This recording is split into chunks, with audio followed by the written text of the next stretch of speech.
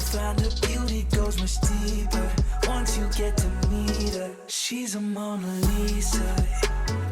Alô, sejam muito bem-vindos a mais um vídeo. Hoje vou-vos falar das minhas leituras de agosto, fim de julho e agosto. Vamos então começar por este livro, Crónica do Pássaro de Corda, do Haruki Murakami, já uma pessoa bastante conhecida aqui neste canal. Vou deixar aqui em cima a playlist do Murakami. É a edição de bolso. Já aprendi que é melhor eu não arranjar a edição de bolso porque as letrinhas são mesmo pequeninas. Gosto mais quando os livros são grandes, até porque parece que li mais. Eu vou explicar do que é que fala e vou-vos falar das vantagens e desvantagens para mim deste livro, porque não foi de todos os meus favoritos. Há partes que deviam ter sido cortadas para mim, para o meu gosto, acho que foram demais. O personagem principal, um homem, ele do nada, um dia de manhã, recebe um telefonema de uma pessoa anónima, uma mulher, que lhe pergunta se ele tem 10 minutos para conversar com ela.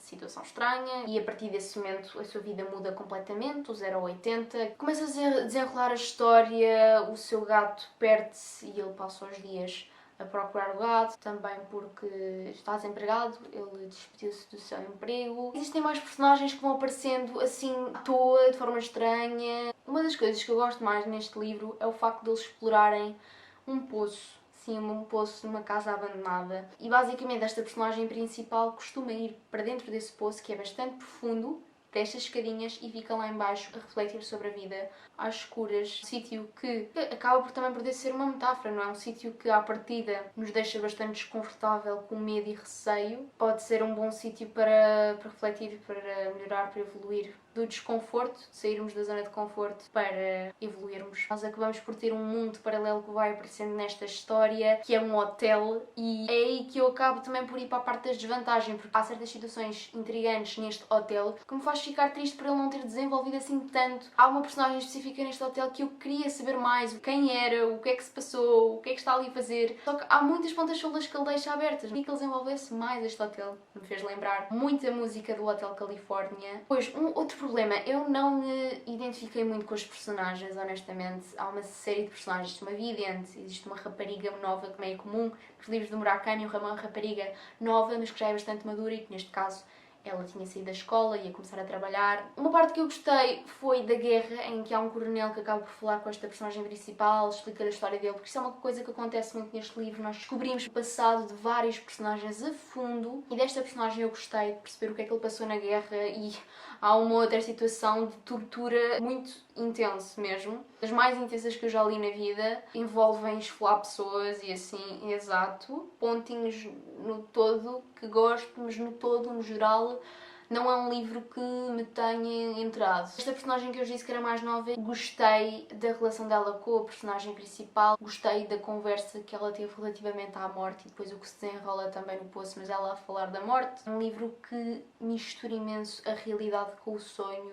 Foi dos livros em que eu me senti mais perdida. Eu sei que eu digo isto nos livros que já vos disse, eu sei que falo, digo, é à toa, isto é estranho, isto é peculiar, mas neste livro foi demais. Estão a ver? Há coisas que eu não compreendi mesmo. É uma obra que explora muito a questão da solidão, surrealista, temos um mundo paralelo, temos uma grande interligação entre personagens, aparentemente não se conhecem, mas que estão todas interligadas por uma ou outra razão. Exploram também a questão da identidade, do eu, qual é o meu destino, o que é que eu estou aqui a fazer, e continuarei a pensar no poço. O segundo que eu vos queria falar chama-se Freakonomics, de economia. Esta capa com uma maçã, não é? Aparentemente é uma maçã, mas é uma laranja. Foi-me recomendado por uma das minhas melhores amigas, que agora vai para a economia. E pronto, eu comecei a pensar, não é um tema que eu costumo explorar muito, apesar de já ter lido 2 livros que exploram um bocadinho dessa ideia. Não é explorar a economia, falar de economia, de teorias económicas e não sei o quê, mas pegar em gráficos e desenvolver e explicar, no fundo também, que são coisas que a economia faz, não é? É o Factfulness. Eu estou a olhar bastante à procura dele, mas não era meu e eu já devolvi à pessoa. Mas é um dos meus livros favoritos para compreender o mundo. Nós temos um economista, que é o Levitt, Stephen Levitt, e o Dubner, que é um psicólogo que estava bastante interessado no trabalho do Levitt. É nós vermos o outro lado da economia, outras aplicações da economia que são interessantes, não é? Aparentemente são banais, do dia a dia, e até perguntas que foram feitas aqui no início, que é assim que funciona o livro. Há uma pergunta que aparentemente é estranha e um bocado ridícula, peculiar, mas que depois é explorada e até chegam a conclusões bastante interessantes. Um economista fora da caixa. Uma parte interessante que eu gostei, que é eles dizerem que o importante é fazer as perguntas corretas. Vou-vos só dizer aqui, por exemplo, no primeiro capítulo falam-nos da corrupção e das origens da corrupção. Exploram-nos a ideia dos testes padronizados dos Estados Unidos. Uma escola não está a ter resultados, os alunos não estão, de acordo com estes testes padronizados, a ter resultados aceitáveis em termos médios, e essa escola vai receber menos incentivos económicos, pode até chegar a fechar. Acaba por colocar bastante pressão nos professores. Como é que nós conseguimos perceber se há professores que estão a inflacionar ou não as notas ou a trocar as respostas dos alunos nestes testes? Como é que a corrupção funciona, da pressão em que eles estão submetidos? Como é que através da economia podemos descobrir quais são, para depois, obviamente, melhorar o ensino. No terceiro capítulo, a pergunta literalmente é porque é que os traficantes de droga ainda vivem com os pais. Como é que é por dentro uma organização de droga? Acaba por não se afastar muito da ideia capitalista, não é? Daquele esquema em cadeia. Outro assunto interessante que eu por acaso já sabia a resposta, ter lido o tal Factfulness, continuo a apontar para ali como se ele estivesse ali. Comércio do crack, que é cocaína mas solidificada em cristais, nos Estados Unidos, não ter levado ao aumento de criminalidade,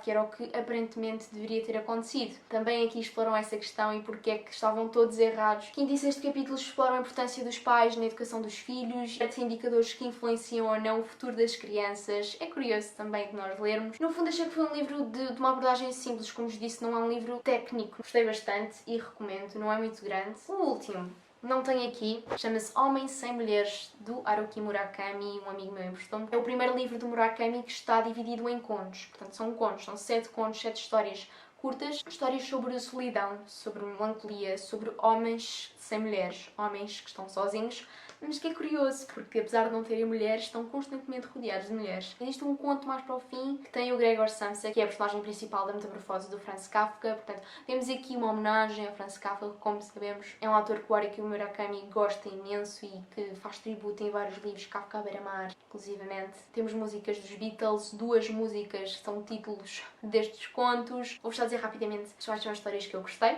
Gostei muito de um conto que se chama Yesterday, uma música dos Beatles. Fala-nos de um rapaz jovem, além de falar a sua língua, fala outra que não é muito falada, nem muito conhecida, ou seja, investiu tempo a aprender uma língua que nem é muito falada, mas por outro lado, em termos de educação, não conseguiu ainda entrar na universidade e não se esforça para isso. Percebem? Acaba por ser um bocado contraditório esforçar-se nas coisas, muito nas coisas que não interessam. E ele faz uma proposta a um amigo dele que é desse melhor amigo passar a namorar com a namorada dele. Porque na cabeça dele seria estar constantemente com aquela namorada, seria ter uma vida perfeita, um namoro perfeito, em que nós conhecemos com 13 e acabamos com 90. E para ele isso não era muito interessante, então ele gostava de dar uma peripécia na relação dele, forçar uma paragem na relação para depois, quando voltarem, valer mais a pena. E nós vemos o desenvolvimento da situação, eles a conhecerem-se, exploram mais esta personagem também. Há um conto que eu gostei bastante de como, porque essa personagem em parte é parecida comigo, que é um médico cirurgião, não vou desenvolver, mas tem a ver também com a questão do amor, das relações, da falta delas, de como é que ele se relaciona com as pessoas. Há um conto da Sherazade